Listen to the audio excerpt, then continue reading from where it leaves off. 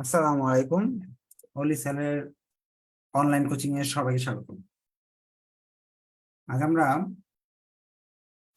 Capital স্ট্রাকচারের problem 10 নম্বর অঙ্কটা করব।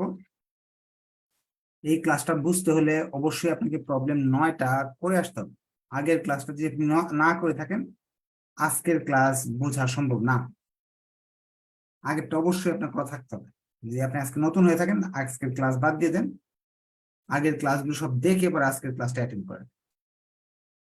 প্রবলেম 10 বলতেছে the capital structure of PQS company limited are as follows. PQS কোম্পানির ক্যাপিটাল স্ট্রাকচার নিচে দেওয়া আছে। বলছে common stock 40 lakh, 10% debenture 20 lakh. অর্থাৎ একটা কোম্পানির বর্তমানে 20 লক্ষ টাকা ঋণ আছে এবং 40 লক্ষ টাকা মালিকদের মূলধন আছে।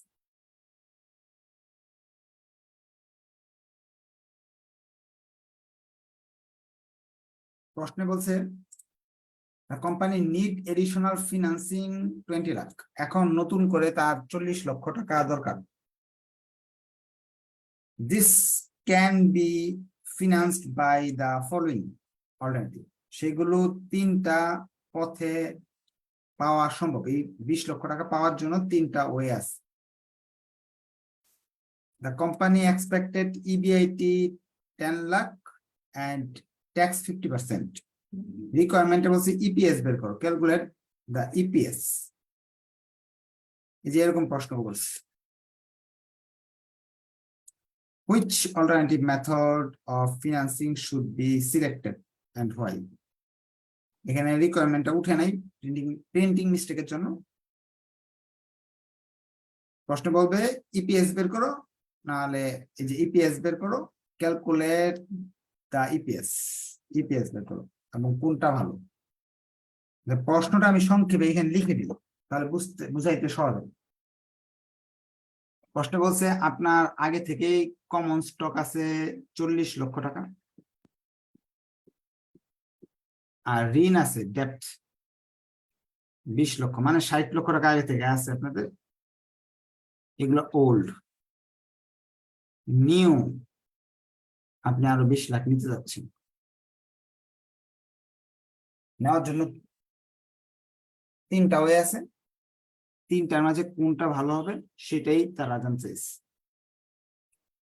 প্রথম ওয়েতে বলতেছে টাকাটা আপনি কমন স্টকের মাধ্যমে এক একটা 100 টাকা করে, এক একটা 100 টাকা করে শেয়ার বিক্রি করে দেন, বিক্রি করে নিয়ে নেন। দ্বিতীয় পথটা বলতেছে আপনি প্রেফারেন্স স্টকের মাধ্যমে, সেক্ষেত্রে আপনি সুদ দিতে হবে 12% সুদে নিতে পারেন প্রেফারেন্স স্টক। তৃতীয়ত বলছে ঋণ করে নেন ব্যাংক থেকে 10% সুদে। এই 3টা পথ দিয়ে বলছে কোন পথে যাওয়া উচিত বা ইপিএস কত। এটা করার জন্য আমাকে অবশ্যই আগে ছক করে নিতে হবে, যে 3টা অপশন 3টা ঘর হবে।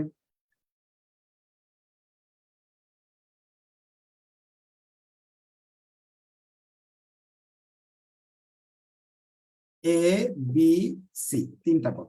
ফার্স্ট বলছে ইবিআইটি। ইবিআইটি আছে আপনার, প্রশ্ন বলেছে 10 লক্ষ টাকা লাভ হবে।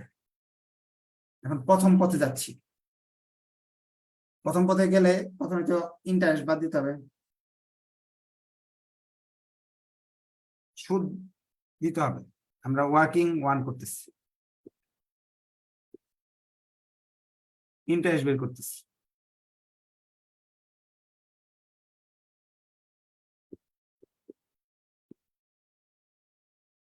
প্রথম পথে যদি যাইতে চান আপনাকে সুদ দিতে হবে, প্রশ্নে বলা আছে 10% সুদ দিতে হবে।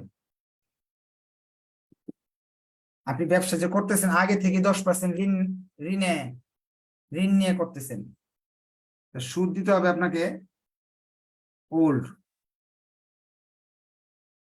20 লক্ষ টাকা নিচ্ছেন 10% সুদে, তার মানে 2 লাখ টাকা আপনাকে সুদ দিতে হবে,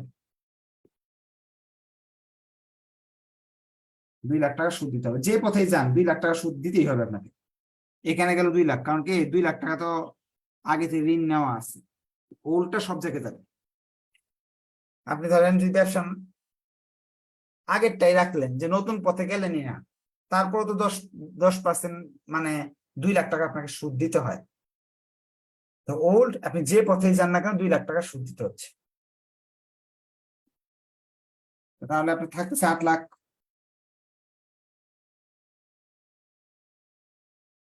এটার নাম হলো বি। এখন এখান থেকে আপনি ট্যাক্স বাদ দেন। ট্যাক্স প্রশ্ন বলেছে আপনাকে 50% ট্যাক্স দিতে হবে, 4 লাখ। তাহলে আসলো 4 লাখ টাকা। এটার নাম ইএটি, প্রেফারেন্স স্টক। যদি আপনার কোম্পানিতে অগ্রাধিকার শেয়ার থাকে তাহলে তাদেরকে মুনাফা দিতে হয়, নাই আপনার কোম্পানিতে। এটা থেকে এটা বাদ দিলে যেটা বের হয় এটার নাম হলো EPS, sorry ইএসিএস, earning available for common stock holder. আপনি বলতে পারেন যে স্যার গত ক্লাস তো ইএসিএস করার নাই, আজকে গত ক্লাসে পিডির নামটা ছিলই না অঙ্কে, আজকে আমরা পাইছি প্রেফারেন্স স্টক পাইছি, একটা অপশনে আছে, এর জন্য এটার কথা মাথায় রাখতে হবে আপনাকে। শেয়ার সংখ্যা, শেয়ার সংখ্যা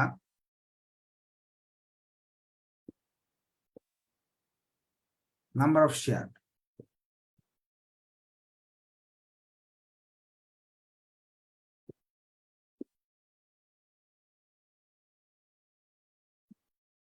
আগে থেকে মালিক কয়জন ছিল?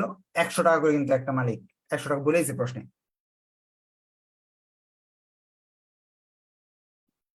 এই দেখেন কোথায় বলছে, এইদিকে সবসময় বলা থাকে, কিন্তু এই প্রশ্ন এখানে নাই লেখা, নিচে লেগেছে যে কমন স্টক এক একটা 100 করে। সেই হিসাবে 40 লাখ টাকা সংগ্রহ করতে হলে 40,000 মানুষের কাছ থেকে আপনার সংগ্রহ করতে হয়েছে, 40 লক্ষ টাকা আনতে হয়েছে, প্রত্যেকের কাছ থেকে 100 করে নিছেন, 40,000 শেয়ার আপনার আনতে হয়েছে, মালিক আগে থেকে আছে, 40,000 মালিক অলরেডি আপনার আছে। এখন ওল্ড 40,000 মালিক অলরেডি আছে, নতুন কোথায় আছে? প্রথম 1 নাম্বার পথে গেলে আপনাকে মালিকের পরিমাণ বাড়াতে হবে। 100 টাকা করে শেয়ার বিক্রি করবেন 20 লক্ষ মানুষের কাছে, 20 লক্ষ টাকার, তাহলে কমপক্ষে 20,000 মানুষের কাছে বিক্রি করতে হবে। তাহলে নতুন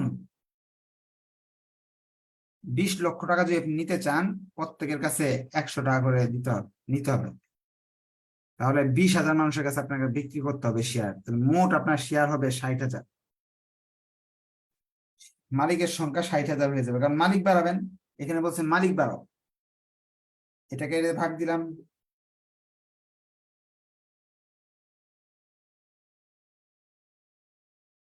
ভাগ দিলে 6 টাকা 67 পয়সা। মালিক বাড়ালে 6 টাকা 67 পয়সা এক একজনের ভাগে মুনাফা পড়বে। এখন যদি আমি 2 নাম্বার পথে যেতে যাই, 2 নাম্বার পথে 10 লাখ টাকায় লাভ, যে কোনো পথে যান না কেন লাভ তো 10 লাখই।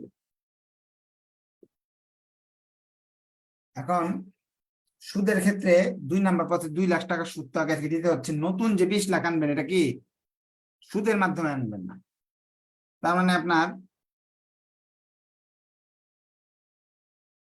সুদ আপনার দিতে হচ্ছে না, এই ক্ষেত্রে 2 লাখ টাকা দিতে হচ্ছে।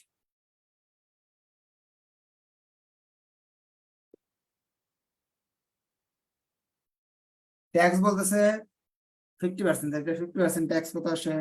4 লাখ।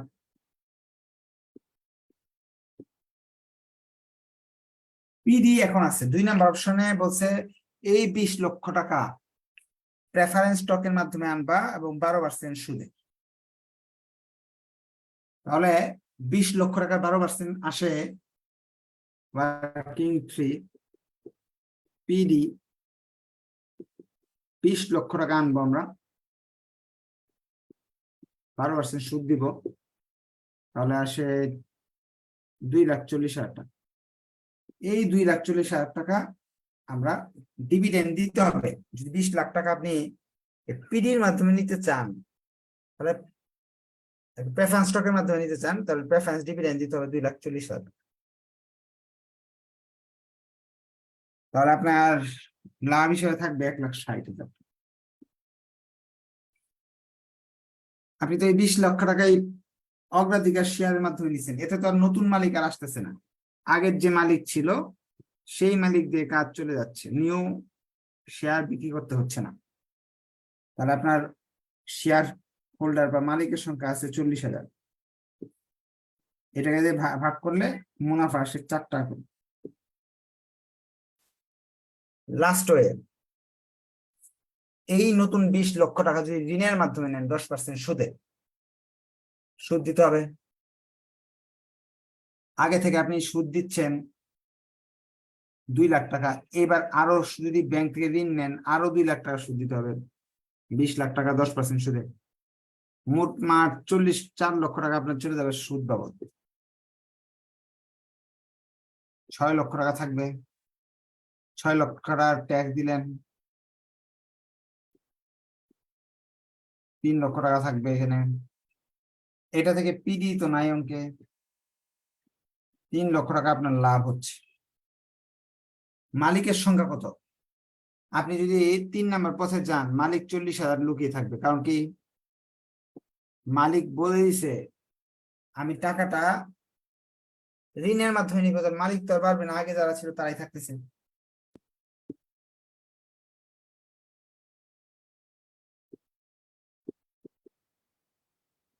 তাহলে 7 টাকা 50 পয়সা, এই পথে গেলে মালিকদের লাভ বেশি। Company should be select alternative 3, 3 নম্বর অল্টারনেটিভে গেলে কোম্পানির লাভ বেশি হবে। Company should accept alternative C, এটা আপনি লিখে দিবেন। ইট হ্যাজ হাইয়েস্ট টিপিএস, ইচ্ছা করলে লিখতে পারেন। এখন একটা লক্ষণীয় বিষয় যে যদি প্রশ্নে বলে নতুন টাকাটা শেয়ারের মাধ্যমে আনবো, তাহলে এই জায়গায় বেড়ে যাবে, এন এর পরিমাণ বাড়বে, মনে রাখবেন। যদি প্রশ্নে বলে যে সেটা প্রেফারেন্স স্টকের মাধ্যমে আনবো, তাহলে পিডির মান বেড়ে যাবে, অন্য কোনো জায়গায় প্রভাব ফেলবে না। যদি প্রশ্ন বলে আমি ঋণ নিব, লোন করবো, তাহলে ইন্টারেস্টের পরিমাণ বাড়বে, অন্য কোথাও বাড়বে না। আপনাদের যদি কোনো কোয়েশ্চেন থাকে যে স্যার এই অংশটা বুঝতে পারি নাই, তাহলে অবশ্যই বুঝিয়ে দিব, আপনি কোয়েশ্চেন করতে পারেন যদি কোনো কোয়েশ্চেন থাকে।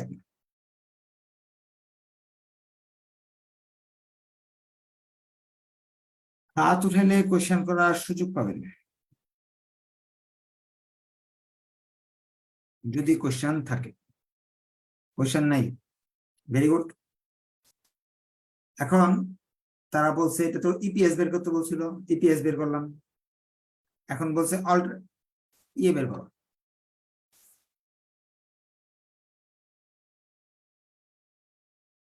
Calculate indifference point EBIT of alternative method 1 আর 3, 1 আর 3 এরটা বের করতে বলছে।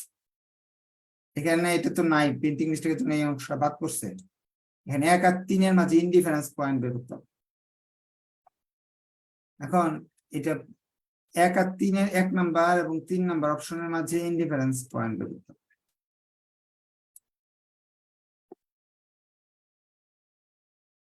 ইনডিফারেন্স পয়েন্ট যদি বের করতে হয়, এটা কঠিন কিছু না, গত ক্লাসে শেখানো হয়েছিল। 1 আর 3 এর আইপি বের করো, আইপি সূত্র ইবিআইটি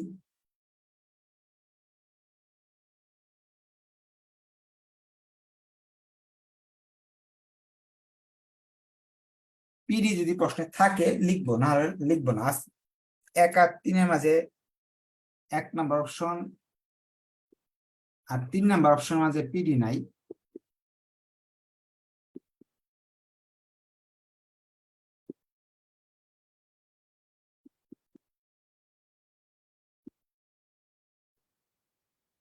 তিন নাম্বার বলতে সি বলতেছে কি এক আর এ আর সি, এ এবং সি এর মাঝে পি ইনডিফারেন্স পয়েন্ট বের করো। সূত্রটা এটাই আগের মতো, সূত্রের মধ্যে পিডি লিখলাম কেন, যদি অঙ্কে পিডি থাকে তাহলে পিডি লিখতে হবে, না থাকলে তো নাই।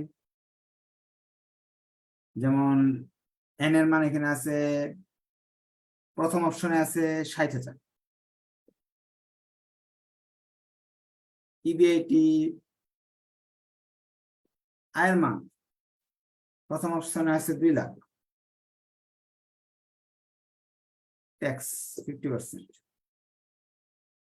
পিডি নাই 0। 3 নাম্বার অপশন,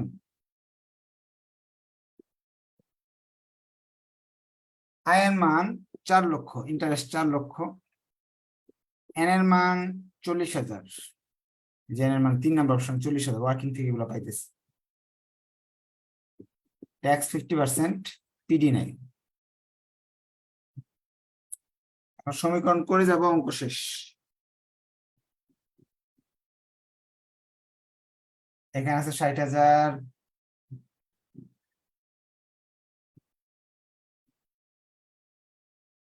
বাদ দিলে থাকে 0.5,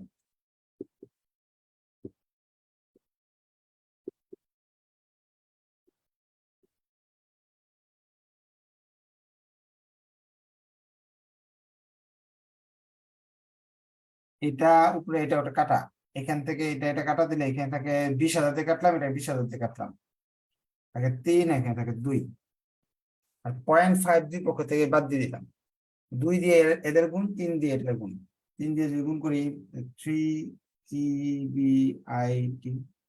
3 দিয়ে এটা গুণ করলে 12 লাখ, 2 দিয়ে যদি এদের গুণ করি 2EBIT, 2 দিয়ে যদি এটা গুণ করি তাহলে আসে 6 লাখ। এটা এই পাশে নিয়ে আসলাম, 12 লাখ ওই পাশে নিয়ে গেলাম।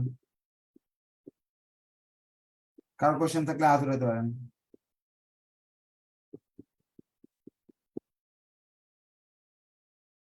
প্লাস গুলো মাইনাস, মাইনাস গুলো প্লাস হয়ে গেল।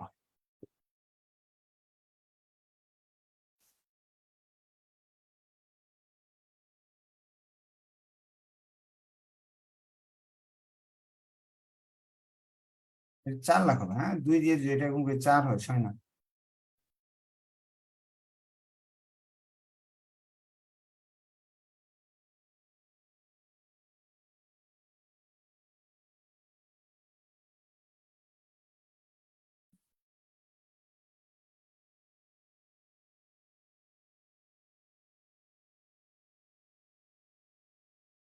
এগুলো বাদ দিলে 8, আনসার হয়ে গেছে। এটা অর্থ 8 লক্ষ টাকা যদি বিআইটি হয় তাহলে দুই পাশেই সমান হবে। কারো কোশ্চেন থাকলে কোশ্চেন করার সুযোগ আছে, মনে না কারো কোনো কোশ্চেন আছে। ধন্যবাদ সবাইকে, নেক্সট ক্লাসে ইনশাআল্লাহ দেখা হবে। আসসালামু আলাইকুম।